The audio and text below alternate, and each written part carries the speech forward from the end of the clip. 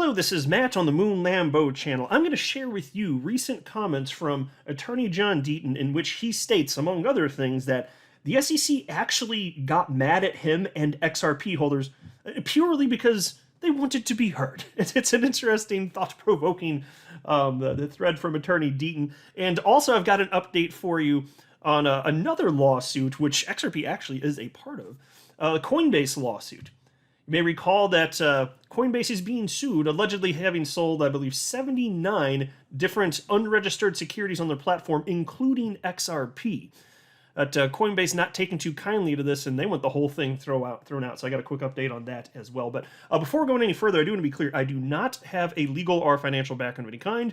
I am not offering legal or financial advice, and you definitely should not buy or sell anything because of anything I say or write. I'm just an enthusiast who enjoys making YouTube videos about crypto-related topics, but just as a hobby and just for fun. All right, in we go. Here it is from Attorney John Deaton. Just the other day, he wrote the following. 10 facts to get straight. Number 1. As an XRP holder, the SEC filed the case versus Ripple to protect me and my friends. Number 2. Me and 6 friends filed a writ asking the SEC to amend the complaint, limiting the allegations to only include claims against Ripple and how it offers and sells XRP. Yeah, just pause to note, if you think about this, like the SEC itself is destroying decades of precedent regarding the Howey case, because you may note that regarding the Howey case having to do with oranges and orange groves, the underlying orange at the center of this case, oranges were never found to be securities by the nature of them existing. And so precedent was clearly set by that case, binding precedent. And here you have the SEC just throwing that precedent out the window because they want to do whatever they want to do. Sound familiar? I mean, of course, this is we've come to expect SEC Supreme Leader and dictator Kim Jong-Gensler to act. But you've seen this bullying even before he took over as the lead over at the SEC with Jay Clayton and Bill Hinman and the rest of those crooks. Attorney Deaton continues. Number 3, the SEC opposed our writ and refused to limit the charges only against Ripple. Number 4, 12,500 of my friends asked to intervene in the case because the SEC's claims included secondary market sales by anyone. They said XRP is a security per se. Number 5, although the SEC filed the case to protect me and my friends, they objected and said we shouldn't be heard in court. Think about this. If they were really protecting us, wouldn't we be on their side? Wouldn't it be helpful to hear what we have to say in court? To just prop up the perspective that the SEC is insisting is reality when it's not reality? No, nothing like that. They did not see this coming. They are blown away. You know that, right? Because this is unprecedented. Nothing like this has ever happened where the SEC brings a lawsuit and it's a non-fraud case, and then they get tens of thousands of people that they're purportedly protecting saying, no, you're harming us. This has never happened in the history of the SEC. Never once. They did not see this coming.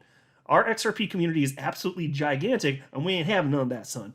Number 6, the SEC got mad when we insisted on being heard, so they personally attacked the lawyer, saying he promoted drug use and threatened violence versus the SEC folks. Yeah, you know what he's talking about there. Attorney John Deaton made a satirical video. It was on YouTube, and I've talked about this before. I thought it was just funny as hell.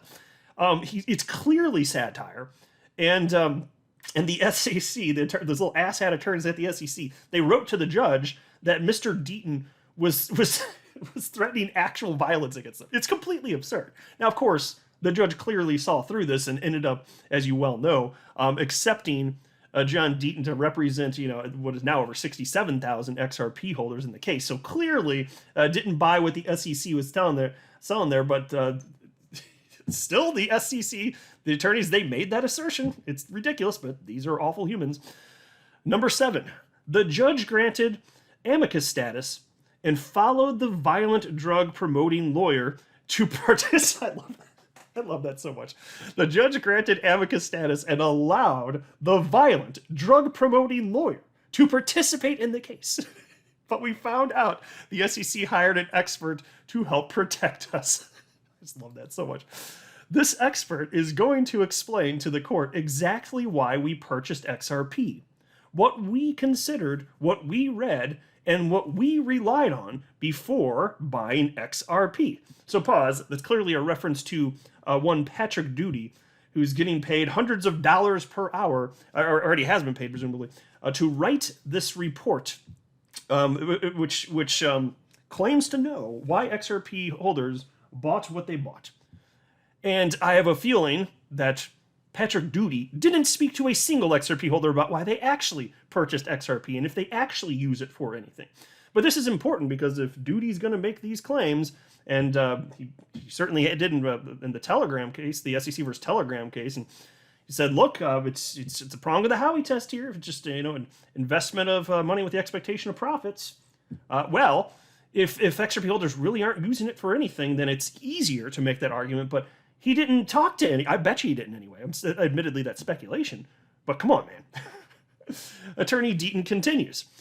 Number 8, when we asked, could our lawyer read the report since it's about us anyway, and since this expert was hired to protect us, there shouldn't be an issue. But the SEC said no way, and that if we asked to read it, the SEC might need more time to prepare. Isn't that funny? All those lovely little creatures at the SEC protecting all of us little guys out here.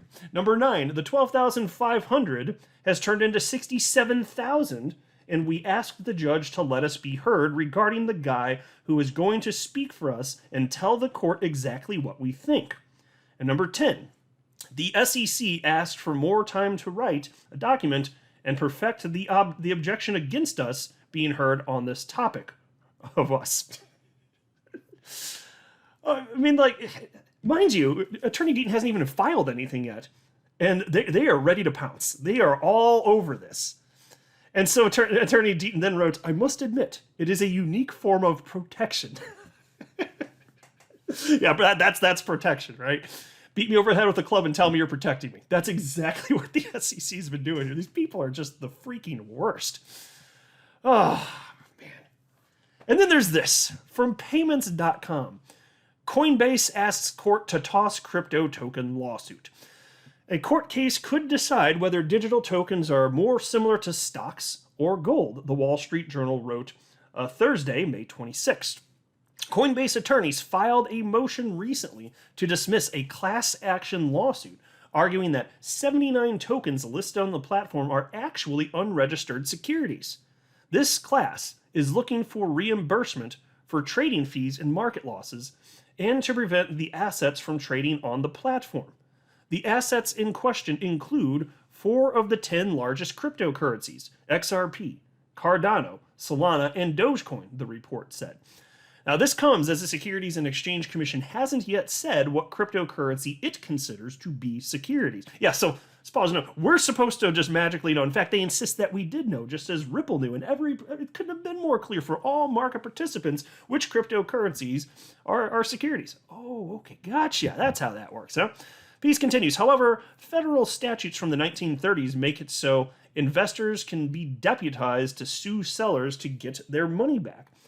And the loss of $1.5 trillion from crypto markets in recent months might be the time to test that out, the report said. Yeah, so I'll just say this. Anybody taking this approach, trying to sue Coinbase, especially at a time like this, they're just opportunists. I don't know. I have a hard time envisioning that these people actually believe the claims that they're making. That all of these things are securities. It just seems opportunistic. It looks like a money grab. That's what it looks like to me. But hey, these are the times when precedent's getting set. We're living through the earliest of crypto days. Crypto's here to stay forever. It's not going away. And we got front row seats to all this nonsense, at least, I guess. In addition, there are also more lawsuits related to crypto, with investors filing 8 class action lawsuits in 2022 so far in that arena, up from 11 in all of 2021, research from Stanford University and Cornerstone Research said. Now, crypto platforms have argued that the tokens they list in the U.S. are commodities in the mode of gold without a full-time federal regulator. And so it couldn't be a more clear line in terms of what is and is not a security. If Ripple goes away, for example, XRP continues to exist. There then cannot be a common enterprise. There cannot be. So again, if you were going to make arguments, if the SEC was really just making arguments about the earliest days of XRP and how Ripple was selling, okay, fine, that's one thing. But to argue, as the SEC is, they literally are arguing that XRP is a security per se, they have absolutely crossed the line and they're in nonsense land. But that's what they're doing. So it'll be interesting to see what happens with this Coinbase case as well. But these are the cases that will be setting the precedent moving forward. And either we're going to have opportunity in the United States moving forward investing in this asset class, or justice will not be done and the SEC will actually find victory. And then what would that mean to be a crypto holder in the United States? Because everything's a security at that point. They're just going to ruin all of the opportunity here. Now, I don't think that's going to happen, but that's what's at stake. I'm not a financial advisor. You should not buy or sell anything because of anything that I say or write. That would be a very, very, very bad idea. Until next time, to the moon, Lambo.